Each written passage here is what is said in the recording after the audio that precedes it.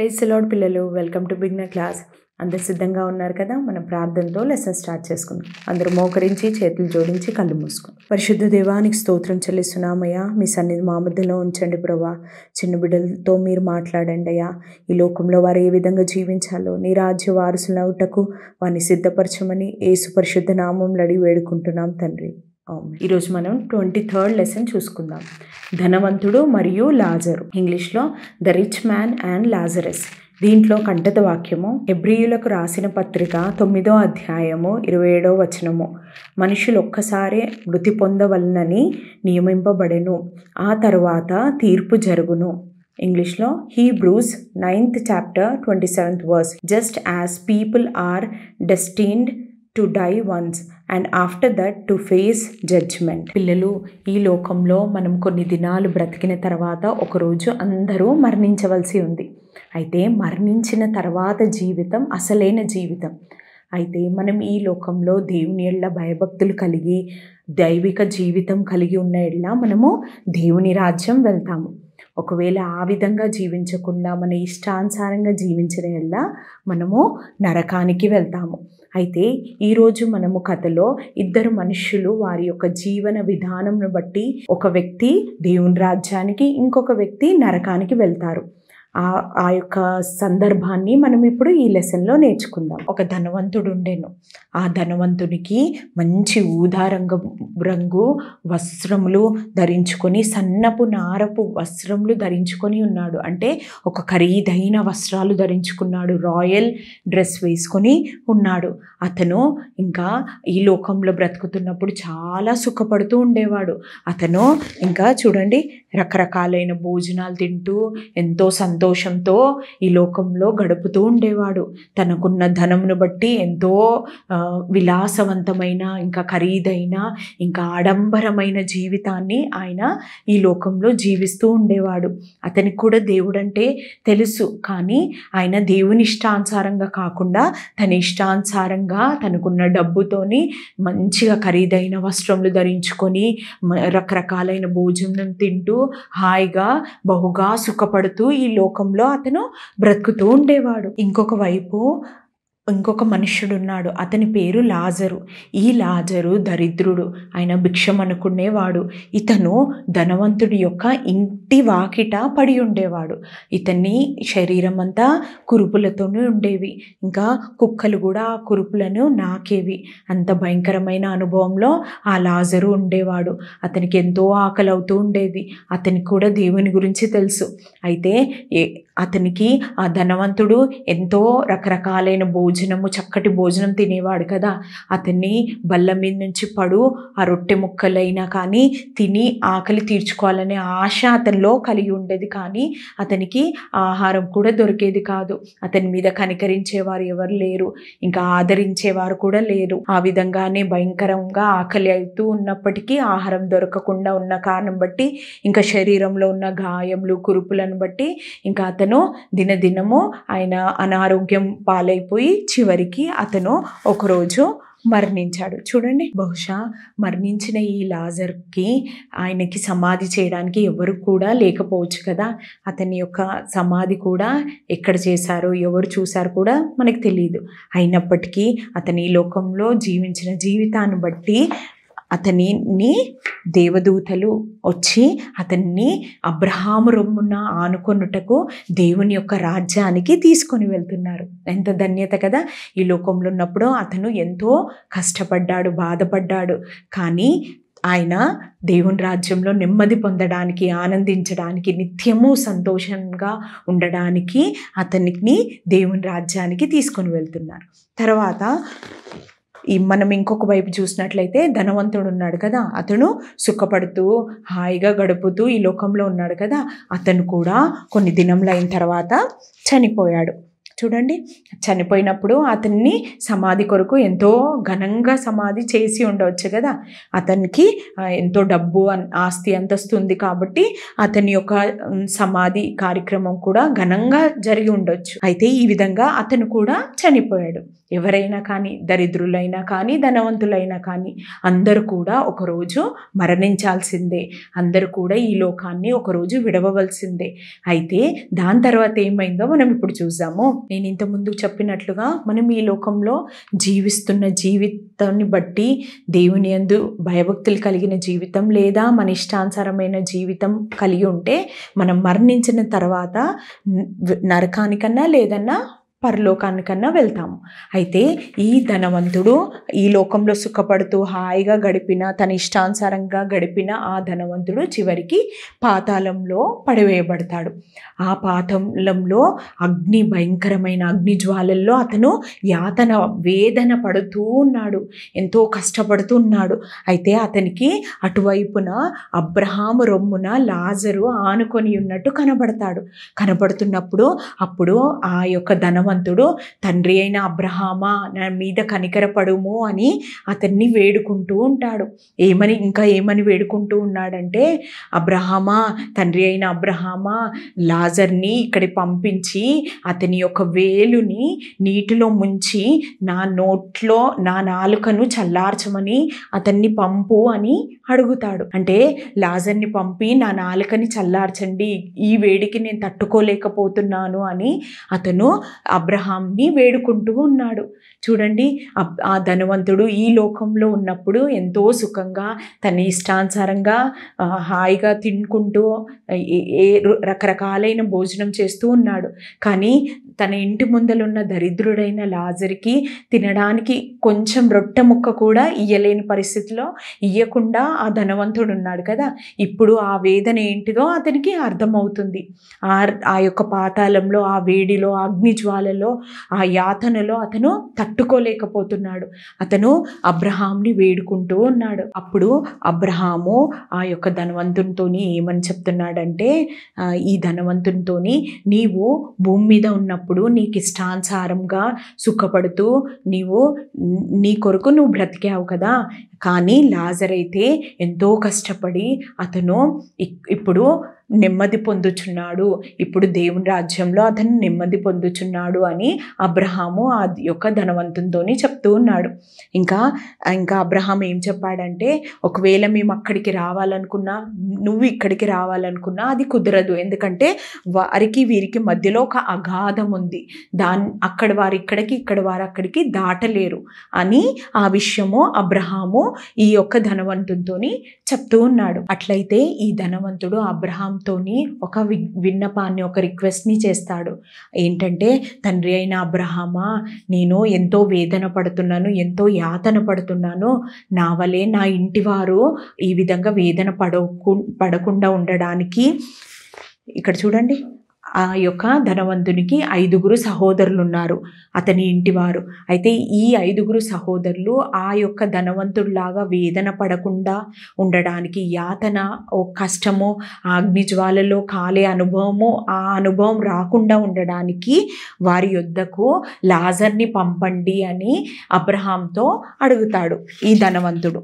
అప్పుడు అబ్రహాం ఏం చెప్తాడంటే, అక్కడ ప్రవక్తలు ఇంకా మోషేయు ప్రవక్తలు అక్కడ ఉన్నారు, వాళ్ళ మాట వీళ్ళు వింటే మారు మనసు పొందుకోవచ్చు అని అబ్రహాం చెప్తున్నప్పుడు, అప్పుడు ధనవంతుడు అబ్రహాంతో ఏమంటాడంటే, అట్లా అనవద్దు అబ్రహామా, ఎందుకంటే ఒకవేళ లాజర్ అక్కడికి వెళ్తే, అంటే లాజర్ చనిపోయాడు కదా, చనిపోయిన వాడు తిరిగి భూమి మీదకి వెళ్ళి ఇక్కడ జరుగుతున్న అన్ని విషయం చెప్పినప్పుడు నా సహోదరులు 5 వాళ్ళు విని మారు మనసు పొందుతారు, లాజర్ని పంపండి అబ్రహామా అని ఈ యొక్క ధనవంతుడు అబ్రహాంతో అడుగుతున్నప్పుడు, అప్పుడు అబ్రహాం ఏం చెప్తాడంటే, ప్రవక్తల మాటలు, అంటే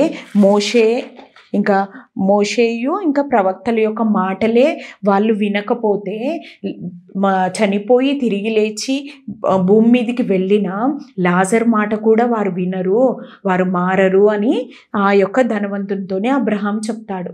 చూడండి, అతనికి ఈ యొక్క ధనవంతునికి భూమి మీద ఉన్నప్పుడు అతను మారు మనసు పొందాలి, నేను మారాలి అని గుర్తించలేదు. కానీ ఎప్పుడైతే ఆ వేదనకరమైన స్థలంలోనికి వెళ్ళాడో అప్పుడు అతనికి తన కుటుంబం గురించిన చింత, ఆ భారము అతనిలోకి వచ్చింది. ఎందుకంటే ఆ వేదనకరమైన ఆ అనుభవంలో వారి ఇంటి వారు ఉండకూడదు అని అక్కడ అతనికి బాధ అనిపించింది. కానీ ఈ లోకంలో ఉన్నప్పుడు అతను ఎప్పుడైనా గుర్తించాడా? అతను ఎప్పుడూ గుర్తించలేదు. ఈ లోకంలో ఉన్నప్పుడు, భూమి మీద ఉన్నప్పుడు అతను తన ఇష్టానుసారంగా జీవించాడు. ప్రవక్తలు, మోషేయు, ఎందరో దేవుని మాటలు చెప్పేవారు ఉన్నప్పటికీ అతను తన ఇష్టానుసారంగా జీవించాడు. అదేవిధంగా మనకి అవకాశం ఉన్నప్పుడే మనము మారు మనసు పొందాలి. లేని ఎడ్ల అవకాశం దాటిపోయిన తర్వాత మనం ఇంకా మారడానికి ఎవరు కూడా మనకి సహాయం చేయరు. ఈ లోకంలో భూమి మీద ఉన్నప్పుడే అతను దేవునికి ఇష్టానుసారంగా ఉన్న ఎడ్ల అప్పుడు దేవుని రాజ్యం వెళ్ళేవాడు కదా. చూడండి, ఇప్పుడు అతను ఎంతో వేదన పడుతున్నాడు, అతను ఎంతో దుఃఖపడుతున్నాడు, కానీ ఏ ప్రయోజనము లేదు. ఇంతవరకు లెసన్ మీకు అర్థమైందని నమ్ముచున్నాను. ఇప్పుడు కొన్ని విషయాలు మనం ఈ లెసన్ ద్వారా నేర్చుకుందాం. ఈ లోకంలో మనమందరము ఒక దినంన చనిపోవాల్సిందే, మరణించాల్సిందే. మరణం తర్వాత మనకి తీర్పు ఉంటుంది. ఆ తీర్పు దేనిపై ఆధారపడి ఉంటుందంటే మనం ఈ లోకంలో మనము ఏ విధంగా బ్రతుకుతున్నాము అనే దాని విషయంపై మనము తీర్పు పొందుతాము. మనం మరణించిన తర్వాత ఉన్న జీవితమే అది శాశ్వతమైన జీవితం. ఈ లోకంలో మనం కొన్ని దినాలే బ్రతుకుతాం, కానీ అసలైన జీవితం, శాశ్వతంగా ఉండే జీవితం అది పరలోకము లేకపోతే నరకము. అయితే మనం నరకం పోకుండా ఉండాలి అంటే, దేవుని రాజ్యం పోవాలి అని అంటే ఈ లోకంలో మనము ధనవంతుడు జీవించినట్లు జీవిస్తే మనము నిత్య నరకానికి వెళ్ళిపోతాము.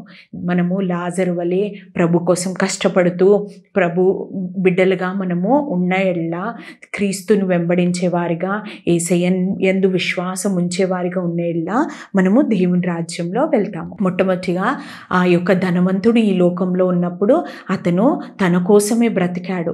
అతను తన ఇష్టానుసారంగా సుఖపడుతూ తన గురించి ఆలోచించాడు, కానీ తన పొరుగువారైన ఆ లాజరు గురించి ఎన్నడూ ఆలోచించలేదు. లాజర్కి ఆకలైనా కానీ, అతన్ని ఆదరణ కానీ అతను ధనవంతుడు ఏమీ ఇవ్వలేదు, ఏమి ఆదరించలేదు. నిజంగా దేవుణ్ణి ప్రేమించేవారు, యేసయ్యని ప్రేమించేవారు ఎల్లప్పుడూ వారి యొక్క పొరుగు వారిని ఆదరిస్తారు, వారిని ప్రేమిస్తారు, వారికి ఏం కావాలో చూసుకుంటారు. అయితే ఆ ధనవంతుడు మాత్రము తన ఇంటి ముందనే ఆ లాజరు ఉన్నప్పుడు అతన్ని చూసుకుంటూనే వెళ్తూ ఉంటాడు కదా, అతని ముందు నుంచే వెళ్తూ ఉంటాడు, కానీ ఎప్పుడూ ఆ లాజర్ని గుర్తించలేదు, అతనికి సహాయం చేయలేదు. అతను తన కోసమే బ్రతికినాడు. అందుకే అతను ఆ యొక్క పాతాళంలోనికి వెళ్ళిపోయాడు. కానీ లాజరు ఈ లోకంలో ఉన్నప్పుడు తను కష్టపడ్డాడు. ఎందుకంటే ఈ లోకంలో మనం ఉన్నవి ఏవైనా కూడా, ధనము కానీ, బట్టలు కానీ, ఇంకా ఈ లోకంలో ఉన్న ఏవైనా కూడా మన వెంట రావు మరణించిన తర్వాత. ఈ లోకంలో మనం ఏమైతే అనుభవిస్తున్నామో అవి ఇక్కడే విడిచిపెట్టి వెళ్ళాల్సి వస్తుంది. అయితే లాజరు ఈ లోకంలో ఎంతో కష్టపడినప్పటికీ అతనికి దేవుని రాజ్యంలో ఎంతో నెమ్మది దొరికింది, ఆనందించాడు. అబ్రహాం రొమ్మున ఆనుకొని ఎంతో ఆనందంగా అతడు నిత్యము సంతోషంగా ఆ దేవుని రాజ్యంలో ఉన్నాడు. ఇంకొక విషయం ఏంటంటే, ధనవంతుడు ఆ యాతన పడుతూ వేదన పడుతూ ఉన్నప్పుడు అతనికి తన కుటుంబంలో ఉన్నవారు జ్ఞాపకం వచ్చారు కదా. వారు కూడా ఆ వేదనకరమైన ఆ ప్రదేశానికి వెళ్ళకూడదు, వారు దేవుని మాటలు వినాలి, మారు మనసు పొందాలి, వారి జీవితాన్ని మార్చుకోవాలనే భారము ఆ యొక్క ధనవంతుడికి వచ్చింది. అందుకే దేవుడు ఈ లోకంలో ఉన్నప్పుడు దేవుడు తన దాసుల్ని మన యొద్దకి పంపిస్తాడు. ఏ విధంగా అయితే ఈ యొక్క 5 దగ్గరికి కూడా మోషే కూడా ప్రవక్తలు కూడా అక్కడ ఉన్నారు దేవుని మాటలు చెప్పడానికి. ఒకవేళ వారందరూ వాళ్ళ మాట విన్నప్పుడు వాళ్ళు మారు మనసు పొందుతారు. ఒకవేళ వీరందరూ వారి యొక్క మాట వినకపోతే వారు కూడా ఆ వేదనకరమైన స్థలంలోకి వెళ్ళవలసి వస్తుంది కదా. అలానే మనం కూడా మనకి దేవుని మాటలు ఎందరో ద్వారా ద్వారా మనం వింటూ ఉంటాము కదా, దేవుని దాసుల ద్వారా, ఇంకా మన టీచర్స్ ద్వారా, ఇంకా మన ఇంట్లో మన తల్లిదండ్రుల ద్వారా కూడా దేవుని యొక్క మాటలు మనం వింటూ ఉంటాము. వింటూ ఉన్నప్పుడు ఆ మాటకు లోబడాలి, ఆ మాటల్ని మనము అంగీకరించాలి. ఆ మాటల్ని మనం లోబడుతున్నప్పుడు అప్పుడు మన జీవితంలో మార్పు కలుగుతుంది. అప్పుడు మనం దేవునికి ఇష్టానుసారంగా జీవిస్తాము. ఆ విధంగా జీవించినప్పుడు మనం దేవుని రాజ్యానికి సిద్ధపడతాము. ఒకరోజు మనం ఈ లోకాన్ని విడిచినప్పుడు దేవుని రాజ్యానికి వెళ్తాము. అందుకే చిన్న బిడ్డలమైన మీరందరూ కూడా సండే స్కూల్లో వింటున్న మాటలు కానీ, చర్చ్లో వింటున్న మాటలు కానీ అవన్నీ మంచిగా విని దాని ప్రకారంగా జీవించడానికి దేవునికి సహాయాన్ని అడగండి. మీకు అర్థం కావడానికి చూపిస్తున్నాను. ఇక్కడ ఇది చూస్తున్నట్లు పైన కనిపిస్తుంది పరలోకము, కింద ఇది నరకము. అయితే ఇక్కడ ఈ ఫ్రూట్ కనిపిస్తుంది కదా, ఈ యొక్క స్కిన్ అనేది యేసయ్య, జీసస్. స్కిన్ లోపల అది మనము. ఇక్కడ చూడండి, ఇది స్కిన్ లేకుండా ఉంది కదా, అంటే జీసస్ లేకుండా, యేసయ్య లేకుండా ఉన్న జీవితం. అయితే మనం చూసినట్లయితే ధనవంతుడు ఈ లోకంలో అతను తన ఇష్టానుసారంగా బ్రతికినాడు కదా, తనకు ఇష్టమున్న సుఖంగా ఇంకా సంతోషంగా ఈ లోకంలో ఆయనకి ఇష్టానుసారంగా బ్రతికినాడు. అయితే లాజరు యేసయ్యందు విశ్వాసం ఉంచి ఈ లోకంలో కష్టమును అనుభవించి ప్రభు రాజ్యానికి వెళ్ళాడు. అయితే మనం దేవుని రాజ్యానికి వెళ్ళాలంటే యేసయ్యందు విశ్వాసం ఉంచాలి. ఈ లోకంలో దేవునికి భయభక్తులు కలిగి, దైవిక జీవితం కలిగి, దేవుని యొక్క మాటలకి లోబడినప్పుడు, యేసయ్యని మన జీవితంలో అంగీకరించినప్పుడు, యేసయ్య వలె మనం జీవిస్తున్నప్పుడు, ఆయనను ప్రేమించిన ఎడల మనము దేవుని రాజ్యానికి వెళ్తాము.